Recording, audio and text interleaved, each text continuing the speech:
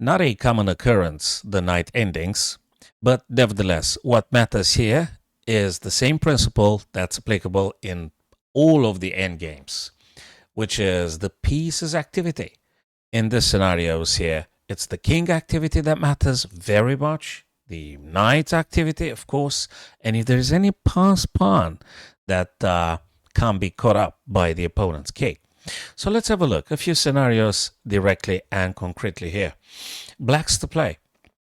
Now, indeed, there is a pawn ready to march on, but the white king actually is able to step into the promotion square, because if we make it a move, we actually allow the white king to move in closer to attacking the knight and to stopping the black pawn. So we already having a knight blocking the white king to go to d2 and d4. So we need to make sure the white king will not have any access to moving closer. So we're going to play the king, our own king now.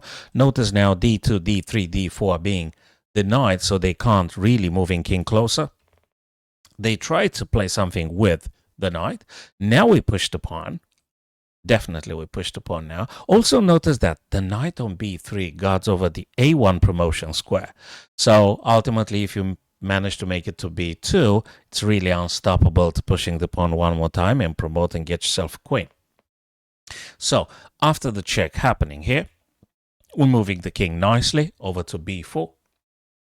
Even if the king now attempts to move closer, it's a bit too late for white to stopping that pass pawn. Moving forward to a3, there is no way that we're getting stopped with the pawn, that is, because even if they make it to c2 and b2, again, we do have a black knight that supports that promotion square. And you may wonder now, wait a second, you went with the king to b4. Why didn't you go to c3? What's wrong with that? Well, the little subtlety here, it's good to understand this one as well, is if we go to c3, white very nicely plays something like b5, knight to b5. What does it mean? Well, they check the king and they keep an eye on the a3. So first thing first, we are in check. All right. And white is more than happy to sack a knight for this pawn, because this actually pawn is incredibly important for them not to allow them to promote.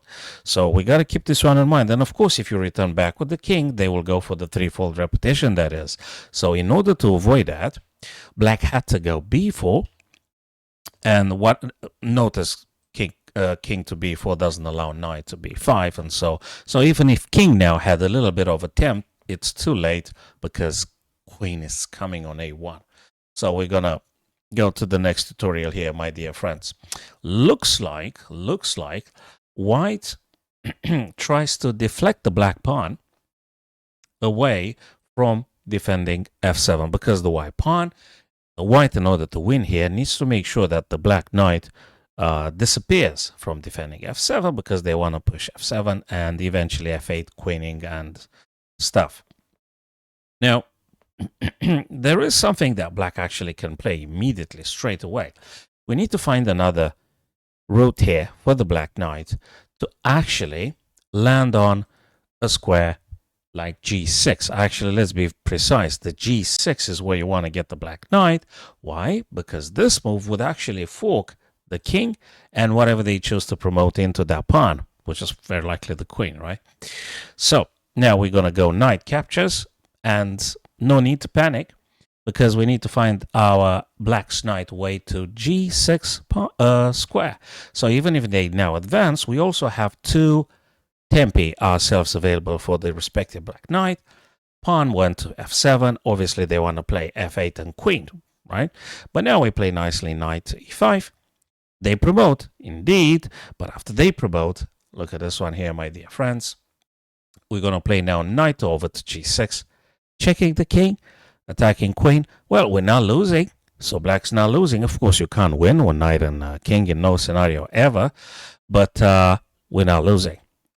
So it's fine. We're just taking the queen off, and draw is right here. Cool stuff. Yeah, that's a very tricky type of ending. We have to say that, a very tricky type of ending. Now, we are down a pawn, but actually, we have a chance, a great chance here, because the last move black played, in principle, black probably thought if this was a taken from a real game. I have no idea if this particular exercise was taken from a real game or not, but I would assume if this were to be the case, black intends to capture the knight as soon as you take the black knight, then go into a pawn ending, enjoying the 5 versus 4 pawns with the pawn majority on A and B, and that's what black at least intends to. But there is a tricky stuff probably they haven't calculated, because as we said, those endings are so sophisticated sometimes and subtle. So you also notice probably, my very dear friends, that the black knight is pretty much in the center and half the squares are taken already, so to speak. If only we would manage to cover up the only square that allows them to escape this sort of blockade. And what might that be? So if you paused it, probably you have found it already. If not, no worries. We're going to look at it together, because knight to e5, what does that do? Well, the king, of course, attacks the knight. Now, where does the knight move? We've already said that those squares that I'm highlighting right now already taken, and now the c6 is already taken. Of course, the b5 is already occupied with its own pawn, and now the black knight is actually going to get captured. Even if they try to further attack, you just take this guy. That's it. Game's over now. Having the extra quality, the extra piece, white is winning. Thanks for watching this short tutorial, guys. Hope you've enjoyed. Share it with family and friends, and I'm hoping, guys, are going to see you on the next videos. Thank you very much.